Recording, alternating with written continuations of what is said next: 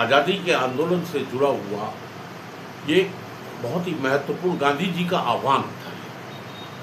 जब गांधी जी ने स्वदेशी की बात करी, जब गांधी जी ने एक विरोध उन अंग्रेजों का किया जो अंग्रेज असल में वास्तविकता क्या थी, अंग्रेज वास्तव में यहाँ राज करने नहीं हिंदुस्तान को लूटने आए थे। अकूत संपत्ति, अपार संपत्ति हिंदुस्तान की उनको दिख गई थी। उन्होंने यहाँ वो लूट के लिए यहाँ पर अपने को स्थापित किया और उसी के तहत जब गांधी जी ने देखा कि ये तो हमको हमारी संपत्ति को लूट के ले जा रहे हैं, हमको लूट रहे हैं, हम पर अत्याचार कर रहे हैं, तो उसका विरोध शुरू किया। कई आंदोलन गांधी जी के हुए जिसमें नमक सत्याग्रह अपने में एक बहुत अभूतपूर्व आंदोलन था। उन्होंने आह्वान किया कि आप नमक बनाइए। उन्होंने स्वयं नमक बनाया। तो देहरादून में नून नदी, नून का मतलब ही नमक होता है, देहरादून में नून नदी जो है, खारा खेत उस जगह का नाम है। खारा खेत में हमारे ही देहरादून के कुछ स्वतंत्रता सेनानियों ने निर्णय लिया कि हम वहाँ पर नमक बनाएंगे। तो इकट्ठे हुए, जिसमें हमारे ही मोहल्ले के उकरेती जी हमारे पड़ोस में रहते हैं, राकेश डोभाल जी जो हमारे स्वतंत्रता सेनानी परिवार के और स्वतंत्रता सेनानी संगठन में इस समय उपाध्यक्ष के पद पर है प्रदेश में, उनके पिताजी, उनका भी नाम वहाँ अंकित है। वो 18 लोगों ने वहाँ पर ये साहस किया कि हम नून नदी से जो खारा पानी था उसको लेकर वहाँ पर बड़े बड़े कढ़ाई लाए गए और वो अवशेष आज भी वहाँ पर हैं। जो वहाँ पर भट्टी बनाई गई उनके अवशेष हैं आज भी कई जगह पर। तो वो नदी से पानी लाकर वहाँ पर वो नमक बनाया गया।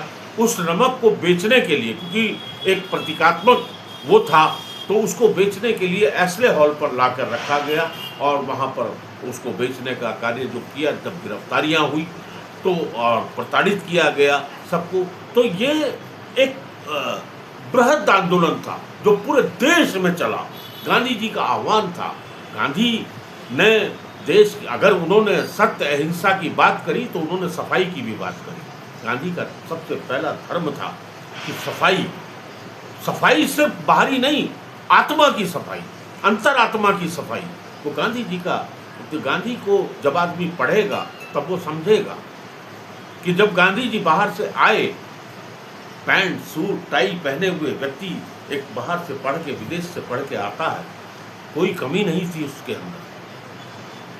वो बहुत रिच फैमिली से गांधी जी थे, बढ़िया फैमिली थी और बहुत समृद्ध परिवार से थे। लेकिन जब उन्होंने यहाँ के हालात देखे, एक धोती में आदमी अपने पूरे शरीर को लपेट रहा है, महिला आधी धोती में आधा शरीर अपना पूरा लपेटती थी। ऐसी स्थिति जब गांधी ने देखी तो उनके दिल में पीड़ा हुई।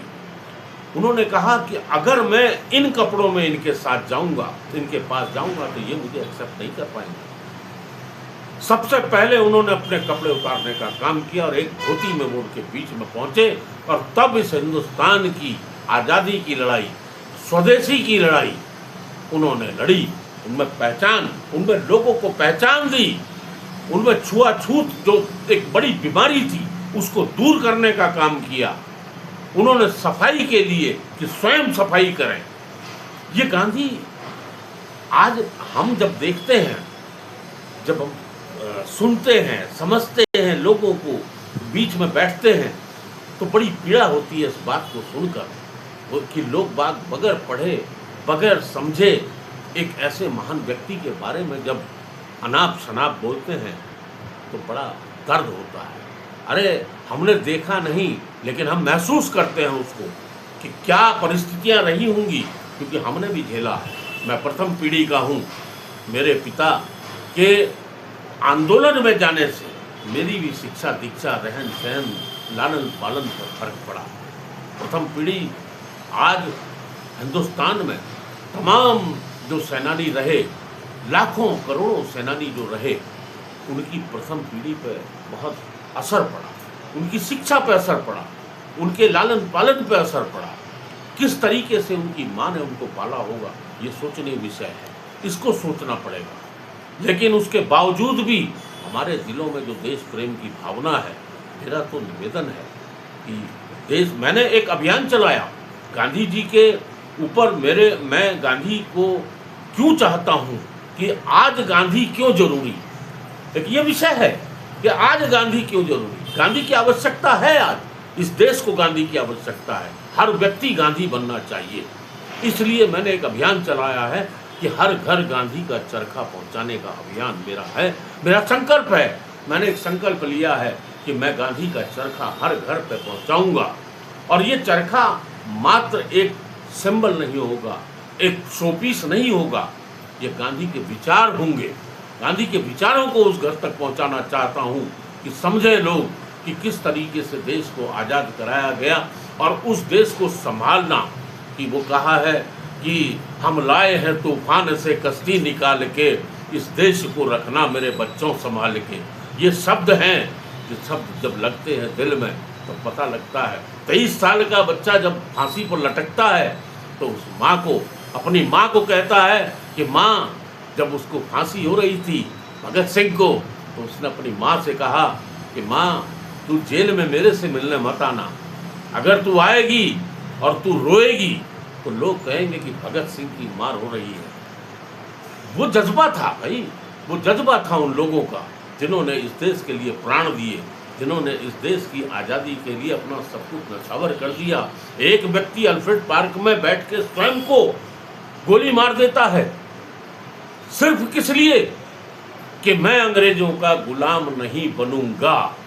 और वहीं दूसरा व्यक्ति, मैं कभी इस बात को नकार नहीं सकता, मैं कहता हूं इस बात को कि सावरकर भी स्वतंत्रता सेनानी थे।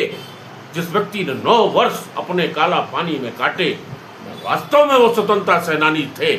लेकिन थे शब्द इस्तेमाल इसलिए कर रहा हूं कि 6 बार जिस व्यक्ति ने माफी मांगी अंग्रेजों से, इस चीज को मैं इसलिए कह रहा हूं कि ये समझना होगा लोगों को कि वो कौन सी मानसिकता थी।